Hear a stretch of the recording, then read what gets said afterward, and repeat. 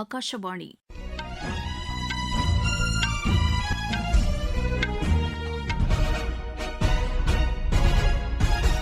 செய்திகள் வாசிப்பவர் வடிவழகி கபிலன். தலைப்புச் செய்திகள்: ஆரோக்கியமான வாழ்விற்கு வழிகாட்டியாக யோகா திகழ்கிறது என்று குடியரசுத் தலைவர் திருமதி திரௌபதி முர்மு கூறியுள்ளார்.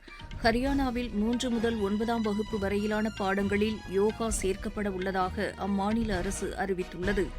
ஜார்க்கண்ட் மாநிலம் ராஞ்சியில் நடைபெற்ற 3 நாள் மாம்பழ திருவிழா இன்று நிறைவடைந்தது. ஈரான் அமெரிக்கா இடையேயான அமைதி பேச்சுக்கள் சுவிட்சர்லாந்தில் இன்று தொடங்கின. ஆசிய தொடர் ஓட்ட சாம்பியன் போட்டியில் இந்தியா இன்று தங்கப்பதக்கம் வென்றது. இனி விரிவான செய்திகள். ஆரோக்கியமான வாழ்விற்கு வழிகாட்டியாக யோகா திகழ்கிறது என்று குடியரசுத் தலைவர் திருமதி திரௌபதி முர்மு கூறியுள்ளார். சர்வதேச யோகா தினத்தையொட்டி இன்று ஜபல்பூரில் நடைபெற்ற நிகழ்ச்சியில் பங்கேற்று அவர் பேசினார்.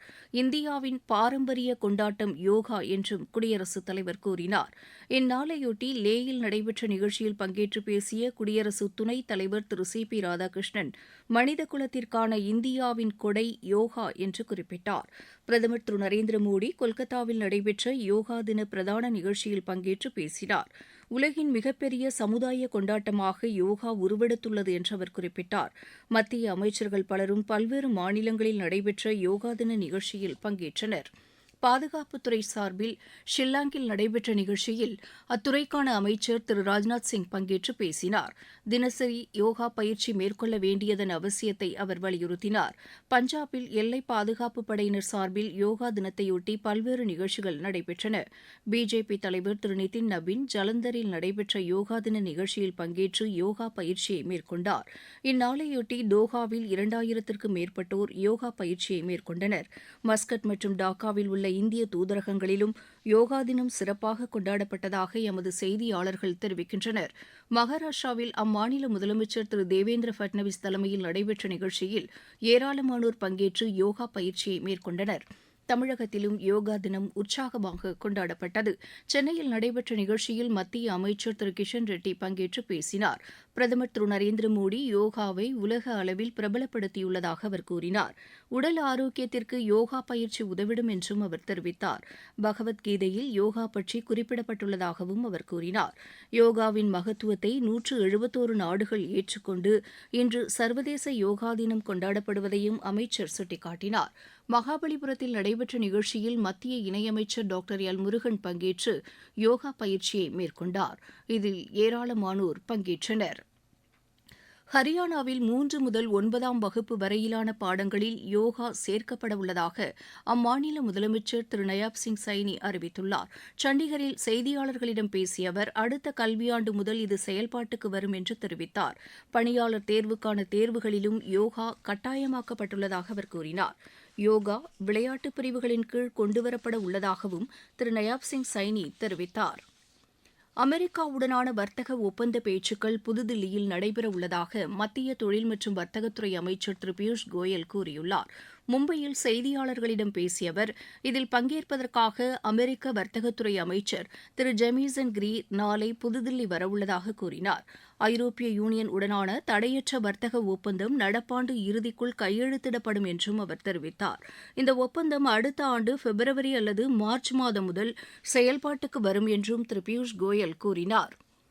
பிரிக்ஸ் நாடுகளின் எரிசக்தித்துறை அமைச்சர்கள் பங்கேற்கும் கூட்டம் ஹரியானாவில் வரும் வியாழன் மற்றும் வெள்ளிக்கிழமைகளில் நடைபெறும் என்று அறிவிக்கப்பட்டுள்ளது. 11 நாடுகளின் எரிசக்தித்துறை அமைச்சர்கள் இதில் பங்கேற்க உள்ளதாக பிரிக்ஸ் அமைப்பின் செய்திக்குறிப்பில் தெரிவிக்கப்பட்டுள்ளது. எரிசக்தி பாதுகாப்பில் ஒத்துழைப்பை வலுப்படுத்துவது குறித்து இதில் விவாதிக்கப்பட உள்ளதாக அதில் குறிப்பிடப்பட்டுள்ளது. கேரளத்திற்கு கூடுதல் புழுங்கல் அரிசியை ஒதுக்குமாறு மத்திய அரசிடம் கோரியுள்ளதாக அம்மாநில உணவுத்துறை அமைச்சர் திரு அனூப் ஜேக்கப் கூறியுள்ளார். இது தொடர்பாக அவர் வெளியிட்டுள்ள செய்திக்குறிப்பில், ஓணம் பண்டிகை காலத்தின் தேவையை கருத்தில் கொண்டு இந்த நடவடிக்கை மேற்கொள்ளப்பட்டிருப்பதாக கூறினார். இதுகுறித்து மத்திய அரசுக்கு கடிதம் எழுதப்பட்டுள்ளதாகவும் அவர் தெரிவித்தார். திறந்தவெளி சந்தை விற்பனை திட்டத்தின் கீழ் கூடுதல் அரிசியை ஒதுக்குமாறு கோரப்பட்டுள்ளதாகவும் திரு அனூப் ஜேக்கப் குறிப்பிட்டுள்ளார். நீங்கள் கேட்டுக்கொண்டிருப்பது ஆகாஷவாணியின் செய்தி அறிக்கை. ஈரான் அமெரிக்கா இடையேயான அமைதி பேச்சுக்கள் சுவிட்சர்லாந்தில் இன்று தொடங்கின. பெர்கன்ஸ்டோக்கில் இந்த பேச்சுக்கள் நடைபெற்று வருவதாக சுவிட்சர்லாந்து அரசின் செய்திக்குறிப்பு தெரிவிக்கிறது. அமெரிக்காவின் சார்பில் அந்நாட்டு துணை அதிபர் திரு ஜே டி வான்ஸ் தலைமையிலான குழுவினரும் ஈரான் சார்பில் அந்நாட்டு நாடாளுமன்ற அவைத்தலைவர் திரு முகமது பாகர் கலிஃபாப் தலைமையிலான குழுவினரும் இதில் பங்கேற்றுள்ளதாக அதில் குறிப்பிடப்பட்டுள்ளது. பாகிஸ்தான் மற்றும் கத்தாரைச் சேர்ந்த மத்தியஸ்தர்களும் இதில் கலந்து கொண்டுள்ளதாக அந்த செய்திக்குறிப்பில் தெரிவிக்கப்பட்டுள்ளது. ஜார்க்கண்டின் ராஞ்சியில் நடைபெற்ற 3 நாள் மாம்பழ திருவிழா இன்று நிறைவடைந்தது. நபார்ட் சார்பில் ஏற்பாடு செய்யப்பட்டிருந்த இந்த திருவிழாவில் 100 டன்னுக்கும் கூடுதலான மாம்பழங்கள் விற்பனையாயின. பழங்குடியினருக்கு வர்த்தக வாய்ப்புகளை ஏற்படுத்தி தரும் நோக்கில் இந்த திருவிழா நடத்தப்பட்டதாக நபார்ட் கூறியுள்ளது. மகாராஷ்டிராவில் அரசு போக்குவரத்துக் கழக ஊழியர்களின் வேலை நிறுத்தம் 3வது நாளாக இன்றும் நீடிக்கிறது. இதன் காரணமாக மும்பையில் பேருந்து போக்குவரத்து பெரிதும் பாதிக்கப்பட்டுள்ளதாக எமது செய்தியாளர் தெரிவிக்கிறார். மேற்கு வங்கத்தில் நேரிட்ட சாலை விபத்தில் 4 பேர் உயிரிழந்தனர், 30 பேர் காயமடைந்தனர். ஜல்பைகுரி மாவட்டத்திற்கு உட்பட்ட மைனகுரியில் நின்று கொண்டிருந்த லாரி மீது அரசு பேருந்து மோதியதில் இந்த விபத்து நேரிட்டதாக காவல்துறையினர் தெரிவித்தனர். காயமடைந்தவர்கள் சிகிச்சைக்காக அருகில் உள்ள மருத்துவமனையில் அனுமதிக்கப்பட்டுள்ளதாகவும் அவர்கள் கூறினர். ஆப்கானிஸ்தானில் நேரிட்ட சாலை விபத்தில் 5 பேர் உயிரிழந்தனர். பர்வான் மாகாணத்திற்கு உட்பட்ட பகுதியில் சென்று கொண்டிருந்த வாகனத்தில் திடீரென்று கோளாறு ஏற்பட்டதை அடுத்து ஓட்டுநரின் கட்டுப்பாட்டை இழந்து கவிழ்ந்து விபத்துக்குள்ளானதாக அந்நாட்டு காவல்துறையினர் தெரிவித்தனர். ஆசிய தொடர் ஓட்ட சாம்பியன் போட்டியில் இந்தியா இன்று தங்கப்பதக்கம் வென்றது. சீனாவின் ஷாங்யூவில் நடைபெற்று வரும் இப்போட்டியின் மகளிர் 400 மீட்டர் தொடர் ஓட்டத்தில் இந்தியா இப்பதக்கத்தை கைப்பற்றியது. உலகக்கோப்பை ஜூனியர் துப்பாக்கிச் சுடும் போட்டியில் இந்தியா இன்று 2 வெண்கலப் பதக்கங்களை வென்றது. ஜெர்மனியில் நடைபெற்று வரும் இப்போட்டியின் ஆடவர் மற்றும் மகளிர் 25 மீட்டர் குழு பிரிவில் இந்தியா இப்பதக்கங்களை கைப்பற்றியது. பிரெஞ்ச் பாரா பேட்மிண்டன் போட்டியில் இந்தியா 5 தங்கம் 2 வெள்ளிப் பதக்கங்களை வென்றது. ஒற்றையர் பிரிவுகளில் நித்யஸ்ரீ சுமதி சிவன், நிதேஷ், துளசிமதி முருகேசன், கிருஷ்ணா நாகர் ஆகியோரும், மகளிர் இரட்டையர் பிரிவில் துளசிமதி முருகேசன், மானசி ஜோஷி இணையும் தங்கப்பதக்கம் வென்றனர். ஆடவர் இரட்டையர் பிரிவில் நவீன் சிவக்குமார், சூரியகாந்த் யாதவ் இணையும், ஒற்றையர் பிரிவில் நவீன் சிவக்குமாரும் வெள்ளிப் பதக்கம் வென்றனர். ஆசிய ஜிம்னாஸ்டிக் சாம்பியன் போட்டியில் இந்தியா 1 தங்கம் 1 வெள்ளிப் பதக்கம் வென்றது. சீனாவில் நடைபெற்று வரும் இப்போட்டியின் ஜூனியர் பிரிவில் இந்தியாவின் ஹர்ஷித் தங்கப்பதக்கத்தையும் அக்ஷத் வெள்ளிப் பதக்கத்தையும் வென்றனர். செக் குடியரசில் நடைபெற்ற ஐரோப்பிய தங்கக்கோப்பைக்கான குத்துச்சண்டை போட்டியில் இந்தியா 8 தங்கம் 3 வெள்ளி 1 வெண்கலப் பதக்கம் வென்றது. உலகக்கோப்பை மகளிர் 2020 கிரிக்கெட் போட்டியில் இந்தியா தென்னாப்பிரிக்கா இடையேயான ஆட்டம் சற்றுமுன் தொடங்கியது. மான்செஸ்டரில் நடைபெற்று வரும் இப்போட்டியில் டாஸ் வென்ற இந்தியா முதலில் பேட் செய்து வருகிறது. இலங்கையில் நடைபெற்ற முத்தரப்பு ஒருநாள் கிரிக்கெட் போட்டியில் இந்தியா ஏ அணி கோப்பையை வென்றது. தம்புலாவில் நடைபெற்ற இறுதி ஆட்டத்தில் இந்தியா ஏ அணி 66 ரன் வித்தியாசத்தில் இலங்கை ஏ அணியை வென்றது.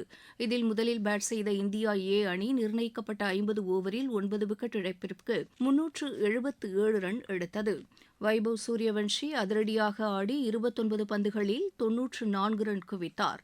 11 பந்துகளில் அரை சதம் அடித்ததன் மூலம் அதிவிரைவாக அரை சதம் அடித்த வீரர் என்ற சாதனையையும் அவர் படைத்தார். 378 ரன் எடுத்தால் வெற்றி என்ற இலக்கோடு பின்னர் பேட் செய்த இலங்கை ஏ அணி 47.1 ஓவரில் 311 ரன் மட்டுமே எடுத்து ஆட்டமிழந்தது.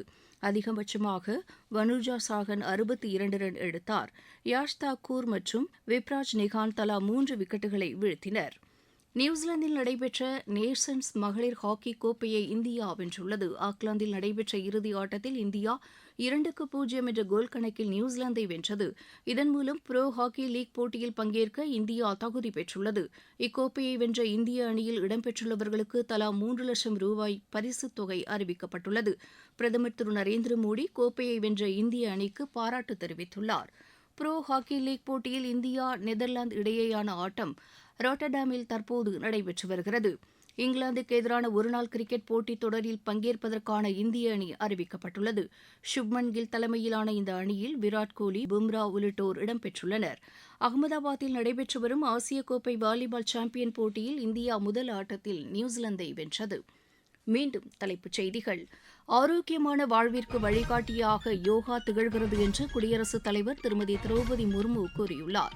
ஹரியானாவில் 3 முதல் 9ஆம் வகுப்பு வரையிலான பாடங்களில் யோகா சேர்க்கப்பட உள்ளதாக அம்மாநில அரசு அறிவித்துள்ளது. ஜார்க்கண்ட் மாநிலம் ராஞ்சியில் நடைபெற்ற 3 நாள் மாம்பழ திருவிழா இன்று நிறைவடைந்தது. ஈரான் அமெரிக்கா இடையேயான அமைதி பேச்சுக்கள் சுவிட்சர்லாந்தில் இன்று தொடங்கின. ஆசிய தொடர் ஓட்ட சாம்பியன் போட்டியில் இந்தியா இன்று தங்கப்பதக்கம் வென்றது. இத்துடன் இந்த செய்தி அறிக்கை நிறைவு பெற்றது.